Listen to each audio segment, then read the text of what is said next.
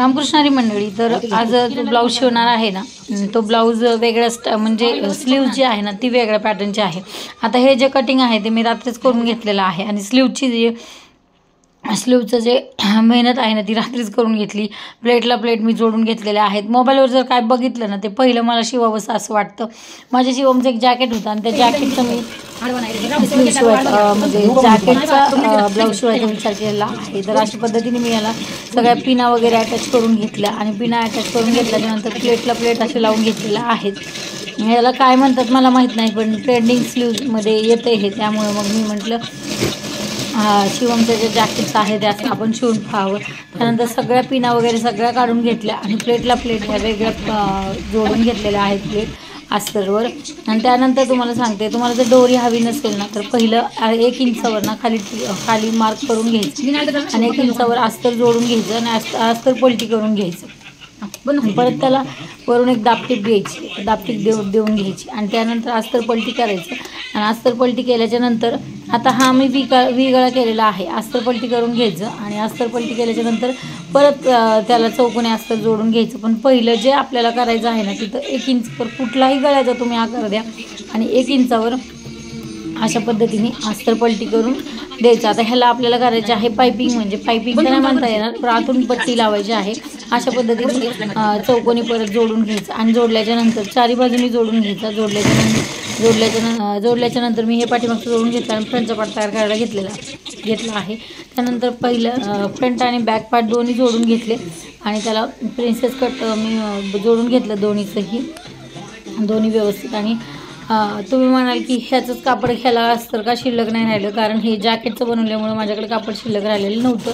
त्यामुळे फक्त फ्रंट आणि बॅक केली आणि स्लीव्जला मी अस्तर आणलेलं, स्लीव्जला मी नेटचं कापड आणलेलं आहे. त्या पद्धतीने बघा, जरा थोडंसं मोठी 1.5 इंचापेक्षा जास्त मोठी पट्टी घ्यायची आणि गळ्याला लावून घ्यायची, जेणेकरून त्यातून दोरी जाईल ना. अशा पद्धतीने आपण हे यातून जोडून घ्यायचं आणि त्यानंतर कुठलीही तुम्हाला जी ह्याला मॅचिंग होईल ना असे दोन्ही बाजूला जिथपर्यंत आपण पहिला अस्तर म्हणजे पलटी करून घेतले नाही तिथपर्यंत तुम्ही हे पट्टी लावू शकता. आता याला मी तर पायपिंग पट्टी म्हणते, तुम्ही काय म्हणता कमेंटमध्ये नक्की सांगा. अशा पद्धतीने ही पट्टी लावून घ्यायची, जोडून घ्यायची. आतल्या साईडने परत काळं असल्यामुळं इतकं असं स्पष्ट दिसत नाही आहे, पण तिथपर्यंत जोडून घ्यायचं जिथपर्यंत आपण मागाशी केलेलं आहे पहिलं.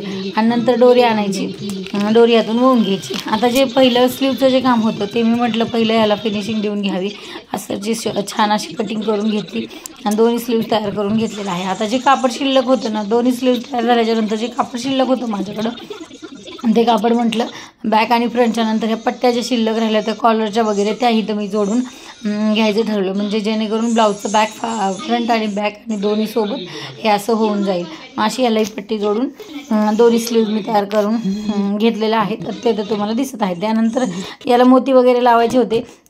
मशीनवरच्या नंतर ह्या दोन्ही जोडल्याच्या नंतर मी याला छान अशा मोती जोडून घेतलेल्या आहेत. मला जेवढे वाटले तेवढे मी गोल्डन कलरचे मोती जोडून घेतलेले आहेत. अगदी सोपी स्लीव्ज आहे.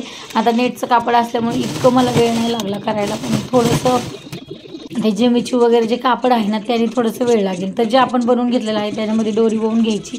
बघा किती सरसर डोरी जाते आणि जिथपर्यंत आपण 1 इंचावर घेतलेलं आहे ना तिथपर्यंत ती डोरी संपवायची. दोन्हीकडून वळून घ्यायची. तुम्ही त्याला लटकन लावू शकता किंवा नाही लावू शकत, पण ही जी डोरी आहे ना तुम्ही पाठीमागून जर अशा पद्धतीने जर लावली ना तर मागं तुम्हाला गाठ मारून खाली आत ब्लाऊजमध्ये पण टाकता येईल आणि जेणेकरून तुम्हाला त्याचा म्हणजे डोरी कोणाला आवडत नाही त्यांच्यासाठी हे खूप छान असं ब्लाऊज आहे. तर मी हा ब्लाऊज घालून पण बघितलेला आहे.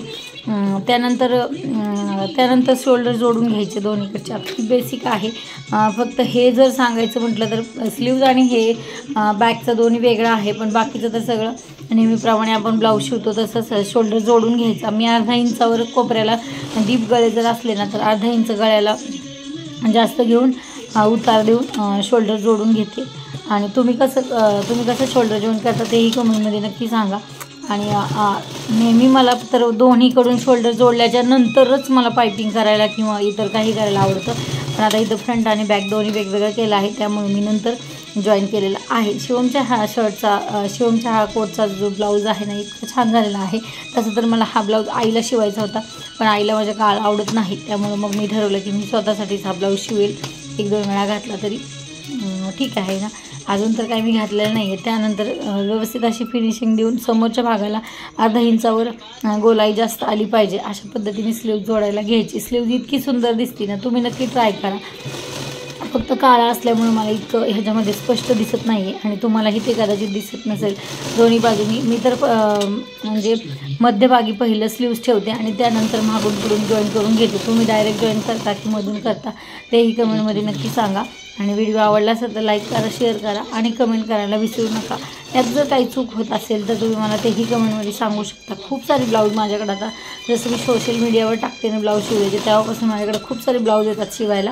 पहिलं मी एवढा इंटरेस्ट देत नव्हते, मी फक्त स्वतःचे ब्लाऊज शिवण्यात इंटरेस्ट देत होते, पण आता भरपूर सारे ब्लाऊज शिवते कस्टमरचेही.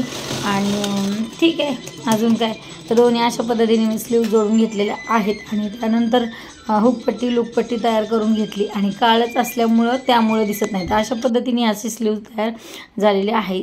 आणि हा गळाही असा तयार झालेला आहे जेणेकरून तुम्हाला नॉट दिसत नाही आहे, नॉट आपली लपलेली जाते. हा मीच घातलेला आहे. चला, तुम्हालाही असं शिवून बघायचं असेल तर नक्की शिवून बघा. आणि तुमच्याही मुलांचे असे भारीवाले जे फॅब्रिक असतील, जे हे 450 रुपये मीटरचं फॅब्रिक होतं, मला कोणाला देऊशी वाटायला म्हणून मी ह्याचं ब्लाऊज शिवलेला आहे. टाकाऊपासून टिकाऊ असं छान काहीतरी मी बनवलेलं आहे.